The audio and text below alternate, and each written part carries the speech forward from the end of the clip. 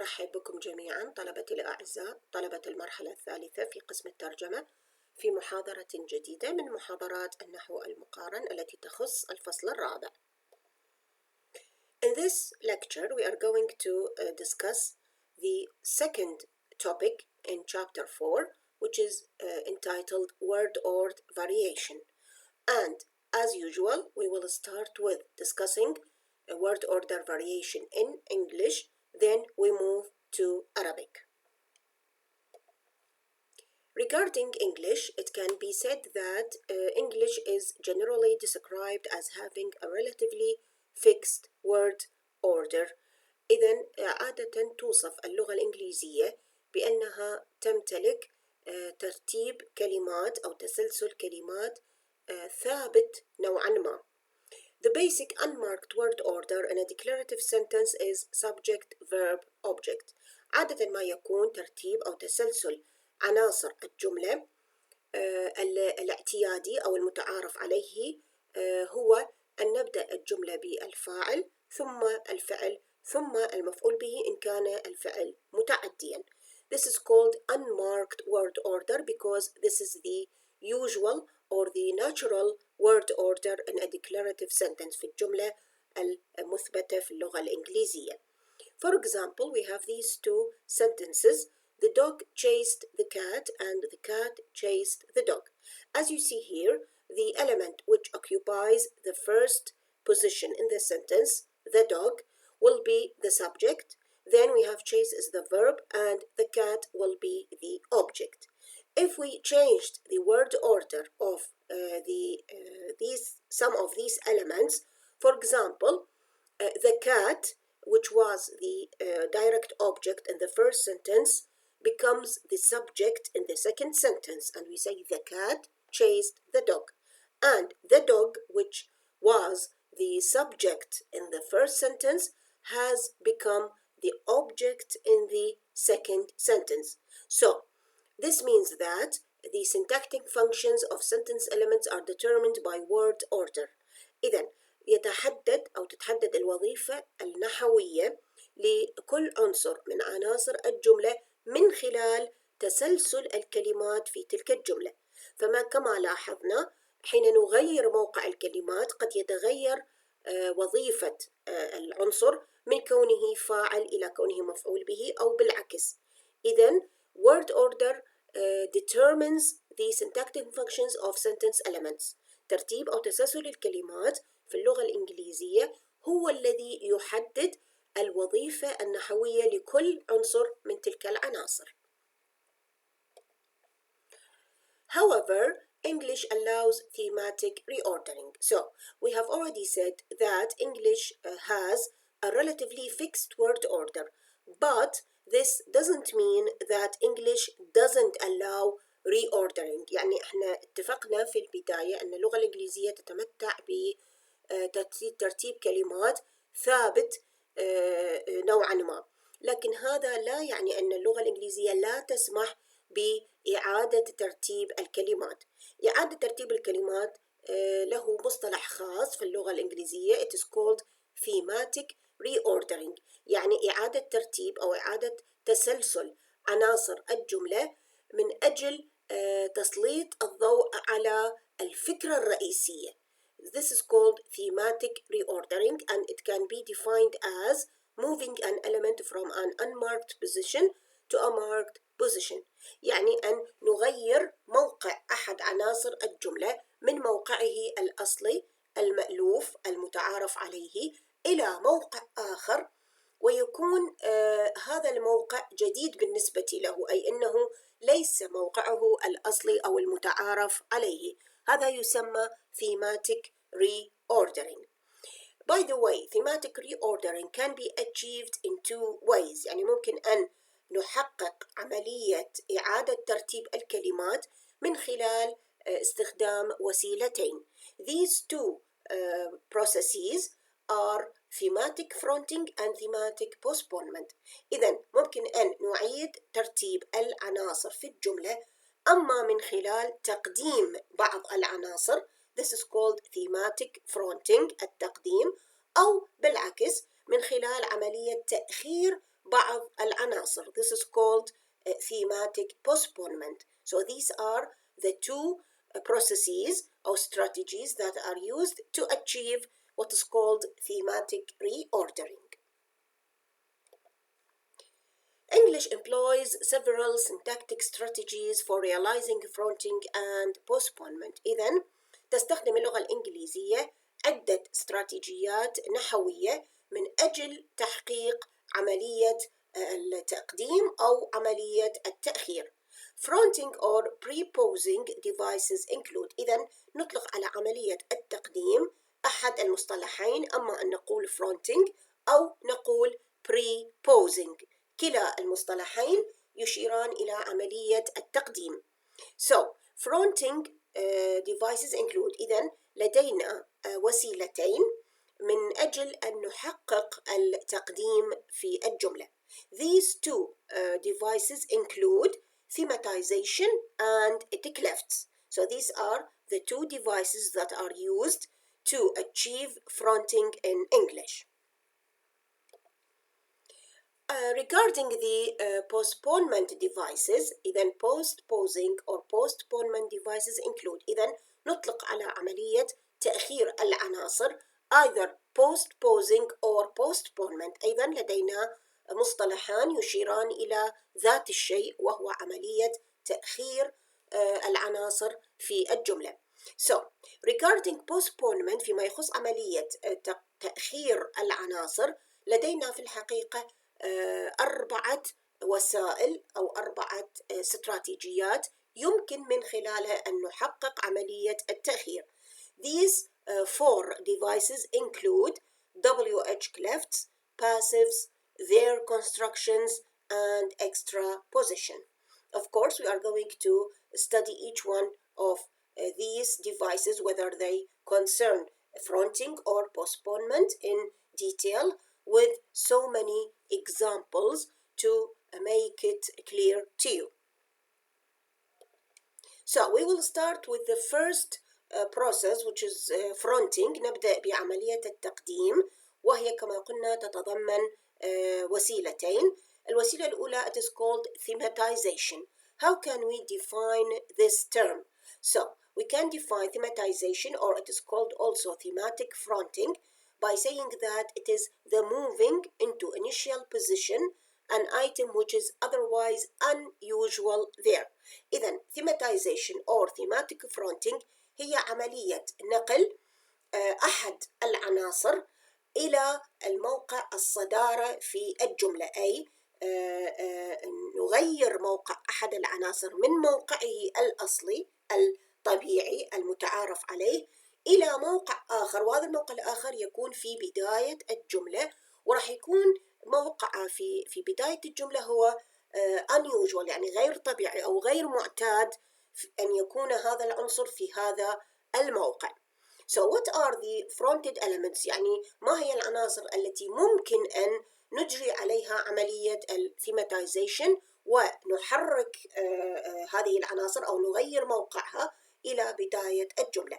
بالحقيقة العناصر التي يمكن أن تخضع لعملية الثيماتيزيشن تشمل الأوبجكت أي المفاعيل، الأدفيربيالز الظروف بأنواعها، الكومبلمنتس either subject complement or object complement، وأيضا nominal clauses. The whole clauses can be thematized or can be fronted. إذن هذه هي العناصر التي ممكن أن تخضع لعملية الثيماتيزيشن. Now, as you see here in these examples, we have so many different elements which have been fronted or thematized or has been fronted by using the device of thematization. In the first example, John, his name is. The original sentence is, his name is John, but we have fronted the subject complement. Why it is the subject complement here? Because we have verb to be. It is a linking verb. So after verb to be, we have already decided that we have either a subject complement or an adverbial. So here we have a subject complement. So we will say that the fronted element here is the subject complement. As for the second example, your letter I haven't yet received. The original sentence reads as I haven't received your letter yet.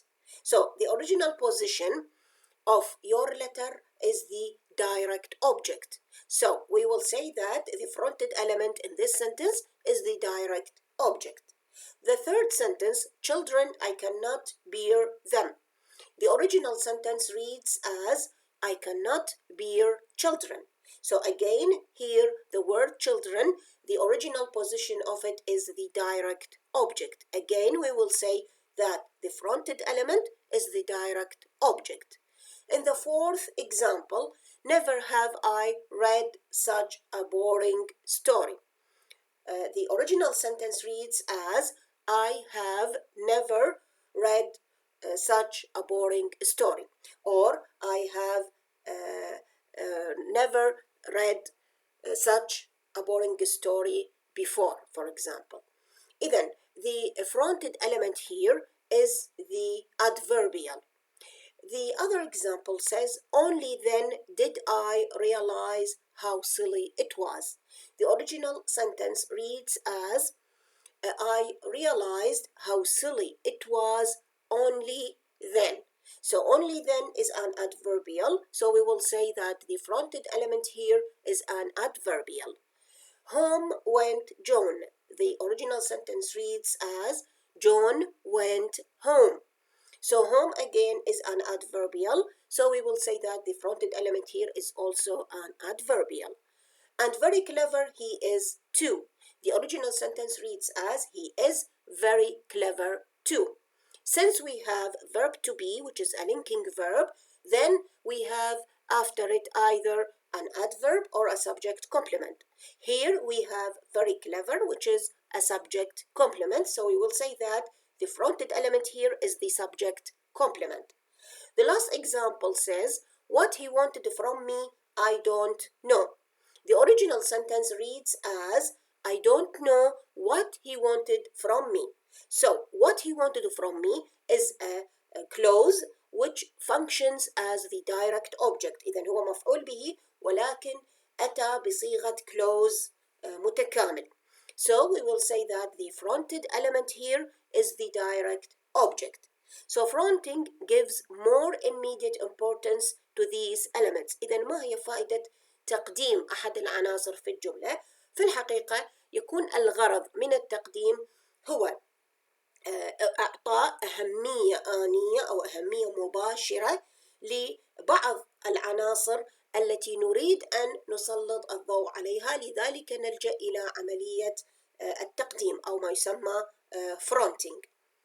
Now, other examples, for example, we have his words I don't trust. The original sentence reads as I don't trust his words. إذن موقع his words الأصلي سيكون direct object. We will say that the fronted element here is the direct object.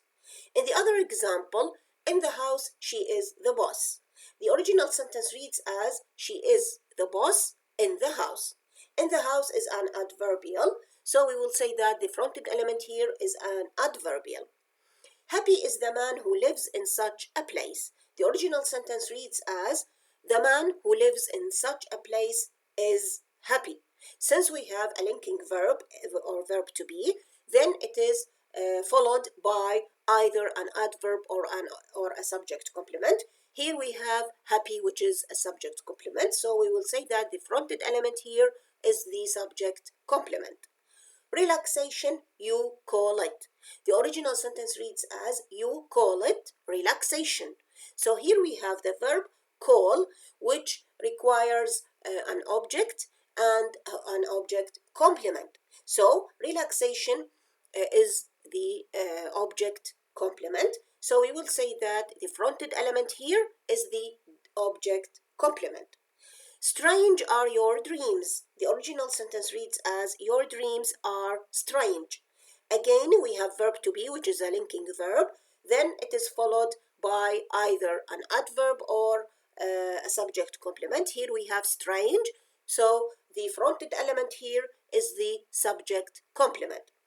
Regarding the last example, these paintings the critics have praised highly. The original sentence reads as, the critics have praised these paintings highly. So, the original position of these paintings is the direct object. So we will say that the fronted element here is the direct object.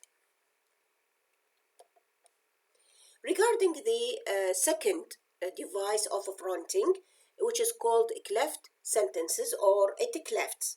So what are they? We need to give some definition of a cleft sentence so that to be aware of what this type of sentences mean.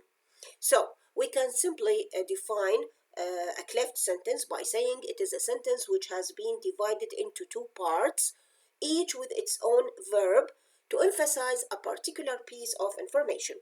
إذا يمكن أن نعرف الكليفت sentence أو ممكن أن تسمى أيضا باللغة العربية الجملة الانشطارية. معناها لدينا جملة قمنا بشطرها أو تقسيمها إلى جزئين، شرط أن يحتفظ كل جزء من هذين الجزئين بالفعل الخاص به. ولماذا لجأنا إلى عملية شطر هذه الجملة إلى جزئين؟ الغرض من ذلك هو أن نركز أو نسلط الضوء على معلومة معينة داخل تلك الجملة. ما هي القاعدة التي على أساسها ممكن أن أكون ما يسمى بcleft sentence؟ القاعدة تقول it usually begins with it. إذا ينبغي أن تبدأ الجملة الcleft sentence أو الجملة الانشطارية ب it, then followed by verb to be. وطبعا نختار tense of verb to be according to the tense of the original sentence. يعني نختار الزمن اللي يخص الverb to be، يعني is أو was أو are أو were حسب زمن الجملة الأصلية، إن كان بالمضارع أو إن كان بالماضي. ثم نتبعه بالعنصر الذي نريد أن نركز عليه أو نسلط عليه الضوء. إذن هذه هي القاعدة التي من خلالها ممكن أن أنشئ ما يسمى بcleft sentence. So, Wh-clefts, as we said, they are a type of fronting. إذن هي وسيلة من وسائل التقديم involve cleaving a sentence into two. كنا عملية تقسيم الجملة إلى جزئين. They enable the speaker or the writer to give prominence to different elements. والفائدة منها هو أن تمكن المتحدث أو الكاتب من إعطاء أهمية معينة إلى عناصر مختلفة داخل الجملة. لاحظوا هذا المثال الذي يحتوي على cleft sentence. It was a horse that the truck hit yesterday. The original sentence reads as the truck hit a horse yesterday. Okay. لكن نود أن نسلط الضوء على عنصر معين اللي هو الدايركت object، على المفعول به المباشر اللي هو a horse.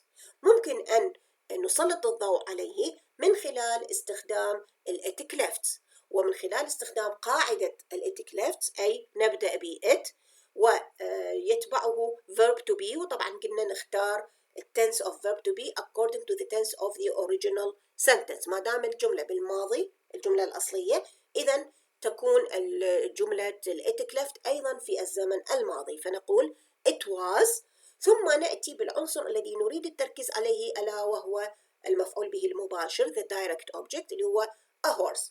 فتصبح الجملة كالآتي: It was a horse that the truck hit yesterday. إذن in this sentence the writer or the speaker focuses on the object. إذن يكون التركيز هنا على المفعول به. The addressee knows that the truck hit something but doesn't know what it hit. إذن ممكن أن المستمع سمع أنه حصلت عملية تصادم، لكنه لم يعرف ما هو الشيء الذي وقع عليه الفعل أو ما هو الشيء الذي تضرر نتيجة عملية التصادم تلك. ففي هذه الحالة باستخدامنا Wh-cleft ممكن أنه نركز على الشيء الذي وقع عليه أثر الفعل ألا وهو المفعول به المباشر، وهو في هذه الجملة a horse. إذن سنقول في هذه الحالة the clefted element is the object، أي أن العنصر الذي نود التركيز عليه أو نعطيه أهمية خاصة هو المفعول به المباشر. By the way, الcleft sentences ممكن أن تأخذ عدة أشكال اعتمادا على العنصر الذي نود أن نسلط الضوء عليه. فكلما كانت عناصر الجملة الأصلية كثيرة معناها نتمكن من صنع أو خلق cleft sentences كثيرة، لأنه كل عنصر من هذه العناصر مثلا الفاعل، المفعول به المباشر، المفعول به غير المباشر، adverbials whether it is adverbial of time or adverbial of a place، كل هذه العناصر ممكن أن يعني نسلط الضوء عليها باستخدام الكليفت sentences، فبالنتيجة راح تتكون عندي عدد لا بأس به من الكليفت sentences. لاحظوا أيضا نفس المثال السابق ممكن إنه it has other possible variants، يعني ممكن إنه نستخدم نفس المثال السابق لكن نركز على عناصر أخرى. فمثلا ممكن أن نركز على الفاعل اللي هو a truck باستخدام الcleft sentence ونقول it was a truck that hit the horse. So the clefted element here is the subject. أيضا ممكن أن نركز على adverbial اللي هو yesterday ونقول it was yesterday when the truck hit a horse. So the clefted element here will be an adverbial. لنأخذ مثال ثاني يحتوي على عناصر أكثر، لأنه في هذا المثال Mrs. Smith gave Mary a dress yesterday. لدينا مفعولان، لدينا مفعول به مباشر اللي هو address ومفعول به غير مباشر اللي هو Mary. ممكن أن بالحقيقة نكون عدد من الcleft sentences بأن نركز في كل مرة على أحد عناصر الجملة. فممكن بالبداية أنه نركز على الفاعل اللي هو Mrs. Smith ونقول it was Mrs. Smith who gave Mary a dress yesterday. So the clefted element here is the subject. أيضا ممكن أنه نركز على المفعول به غير المباشر ألا وهو Mary باستخدام الcleft ونقول it was Mary that was given a dress by Mrs. Smith yesterday. So the clefted element here is the indirect object، أي أو أن التركيز وقع على المفعول به غير المباشر. ممكن أيضا أن نركز على المفعول به المباشر اللي هو كلمة address ونقول it was a dress that Mrs. Smith gave to Mary yesterday. إذن the clefted element here is the direct object. أو ممكن أيضا نركز على adverbial اللي هو yesterday ونقول it was yesterday that Mrs. Smith gave Mary a dress. So the clefted element here will be an adverbial. فكما تلاحظون ممكن أن نحصل على عدد من الcleft sentences يعتمد على عدد العناصر الموجودة في الجملة الأصلية. So, as we said, cleft sentences offer the writer or the speaker the possibility of giving prominence to specific elements in the sentence. إذن الcleft sentences تسمح للكاتب أو للمتحدث إمكانية أن يعطي أهمية إلى عناصر محددة داخل الجملة. لاحظ هذه الجملة which is called neutral أو natural، يعني ما بيها نوع من أنواع التركيز. Tom saw Will Smith at the awards party last night. ممكن أن نركز على الفاعل باستخدام الcleft sentences ونقول it was Tom who saw Will Smith at the awards party last night. So the clefted element here is the subject. وممكن أيضا أن نركز على المفعول به اللي هو Will Smith ونقول it was Will Smith that Tom saw at the awards party last night. So the clefted element here is the direct object. أو ممكن أن نركز على الadverbial، وفي بالمناسبة في هذه الجملة لدينا two types of adverbials. لدينا adverbial of place اللي هو at the awards party، ولدينا adverbial of time اللي هو last night. فممكن أن نركز على أي من هذين الظرفين، يعني أما أن نركز على ظرف المكان أو نركز على ظرف المكان، أو ممكن أيضا أن نركز على كليهما معا. فممكن أن نقول it was last night at the awards party that Tom saw Will Smith. So the clefted element here will be the adverbial phrases or the adverbial.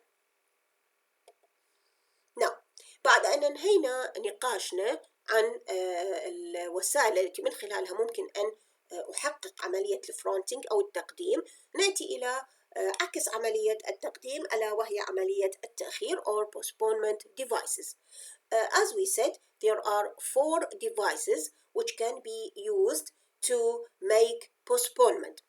These devices include Wh-clefts or pseudo-cleft. Pseudo, it means شبه cleft, يعني تشبه cleft sentences, but it doesn't start with it starts with a WH clause.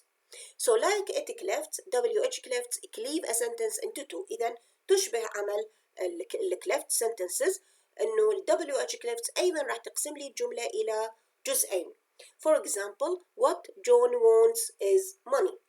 الجملة الأصلية هي John wants money، لكننا نود التركيز على ما يريده أو ما يحتاجه جون ألا وهو النقود money. ممكن أن نركز عليه باستخدام إحدى وسائل التأخير اللي هي it is called Wh-cleft، أي نبدأ ب WH clause، وكما تلاحظون الشيء الذي نريد التركيز عليه أصبح في آخر الجملة ألا وهو كلمة money. ففي هذه الحالة نريد أن نركز أن ما يحتاجه جون هو النقود، ليس مثلا الطعام، ليس الملابس، ليس أي شيء آخر، فقط نود أن نركز على ما يحتاجه جون ألا وهو النقود. وممكن أن نحقق هذا النوع من التركيز باستخدام إحدى وسائل التأخير وهي Wh-cleft sentences. أيضا لدينا أمثلة أخرى. في الحقيقة بالبداية لاحظوا القاعدة اللي من خلالها ممكن أن أسوي Wh-cleft sentence. We have a relative clause اللي يكون في موقع الفاعل. relative clause يعني إحدى ال WH words، مثلا what or when or where etc. زائدا part of the verb to be، أيضا نستخدم verb to be، زائدا الكومبلمنت أو تكملة الجملة الأصلية. For example, what I saw was a bright light. إذن I saw a bright light هي الجملة الأصلية، لكن نود التركيز على أحد عناصر هذه الجملة باستخدام Wh-cleft sentences، فتصبح عندي الجملة What I saw was a bright light. What I need is a good holiday. إذن هنا أيضا ركزنا على أحد عناصر الجملة وهو a good holiday من خلال تأخيره، كي نركز أننا لا نحتاج إلى أي شيء آخر عدا a good holiday. أو مثال آخر نقول what he did was marrying my sister. إذن marrying my sister هو العنصر الذي نود أن نركز عليه باستخدام Wh-cleft sentence، وكي نوصل للقارئ أو للمستمع أنه he married my sister. For example, he didn't marry my cousin. So this is what we mean by emphasizing a certain element in the sentence. The second device for postponement is passives or using passive voice أو استخدام المبني للمجهول. So the passive creates thematic postponement. It allows the writer or the speaker to give greater prominence to the agent rather than the verb. إذن ممكن أن نستخدم المبني للمجهول والذي يكون فيه الagent أو الفاعل مذكورا من خلال استخدام by. إذن نركز على هذا النوع فقط من أنواع المبني للمجهول الذي يكون فيه الفاعل مذكورا، لأنه في هذا النوع فقط ممكن أنه يسمح للكاتب أو للمتحدث أن يعطي أهمية خاصة إلى هذا الفاعل، إلى من قام بالفعل.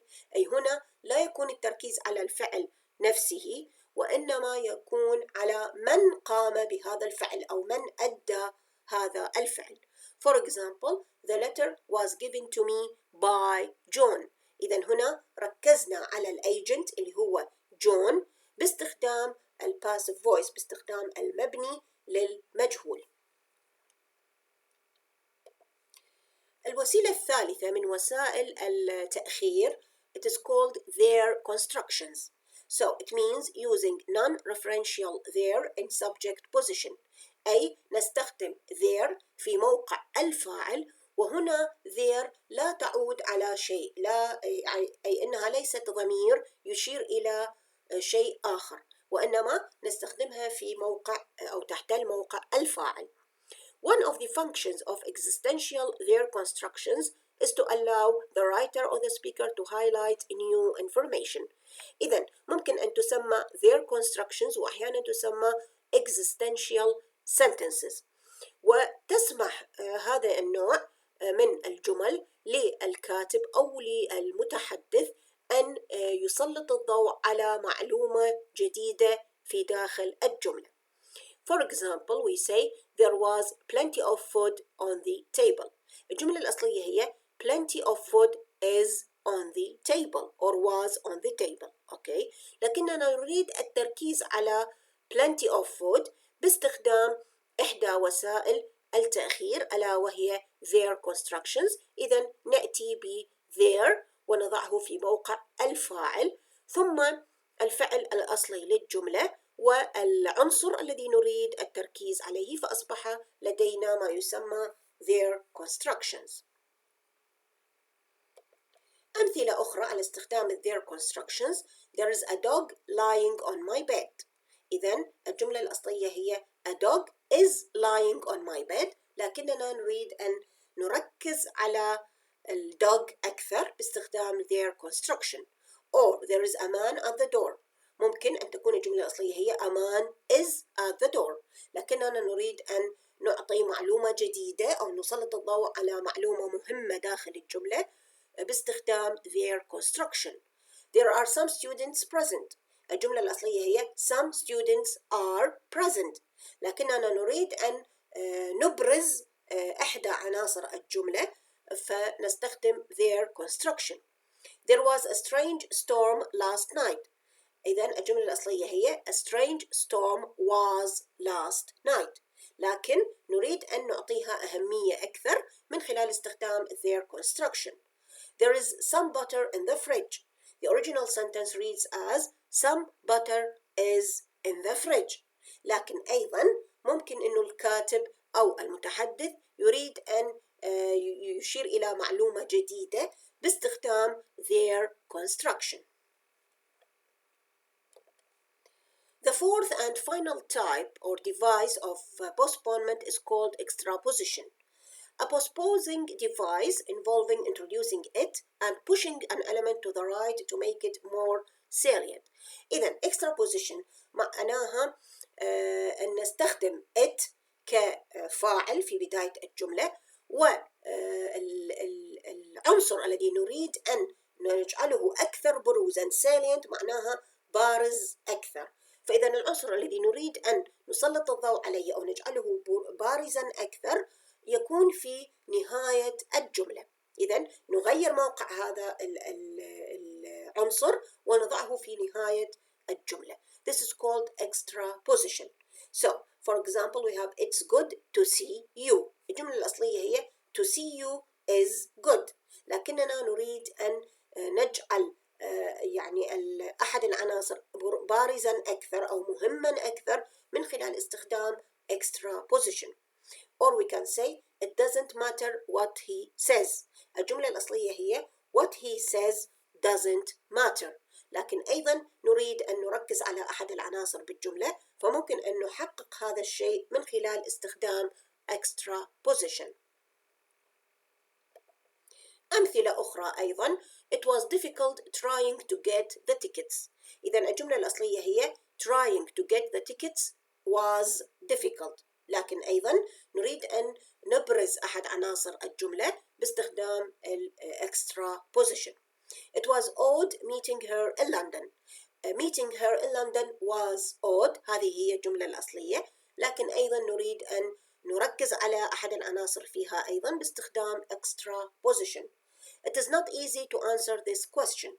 الجملة الأصلية هي to answer this question is not easy، لكن أيضاً نود أن ننوه إلى معلومة جديدة ومهمة داخل الجملة من خلال استخدام extraposition. It is obvious that your brother is intelligent. الجملة الأصلية هي that your brother is intelligent is obvious، ولكن أيضا نود أن نعطيها أهمية أكثر من خلال استخدام Extraposition. إذن Extraposition, it means moving a linguistic item, normally it is a subordinate clause, out of its normal clause position and placing it later in the clause or sentence. إذن هي عملية نقل أحد العناصر اللغوية، وعادة يكون هذا العنصر هو عبارة عن clause, subordinate clause أو جملة تابعة كاملة أو عبارة تابعة. أن نغير موقع هذه العبارة من موقعها الأصلي ونضعها في موقع متأخر في العبارة أو الجملة. For example, that Jane is very thoughtful is common knowledge. هذه عبارة عن جملة اعتيادية لم نركز فيها على أي شيء. ممكن إنه نحب أن نركز على معلومة معينة داخل الجملة باستخدام الإكسترابوزيشن، فسيصبح أو ستصبح الجملة بعد عملية الإكسترابوزيشن or structure after extraposition كما يأتي: It is common knowledge that Jane is very thoughtful.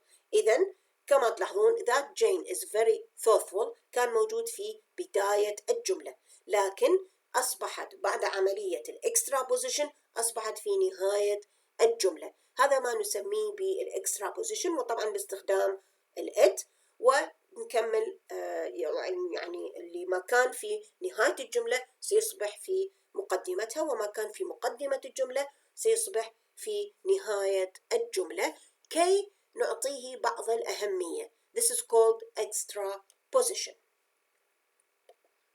So we are done here. I hope you find the lecture interesting and useful as well. And of course, I would like to thank you very much for your attention and for your listening. And as usual, if you have any questions, I will be ready to answer them. So thank you, and inshallah we will meet again in our next lectures.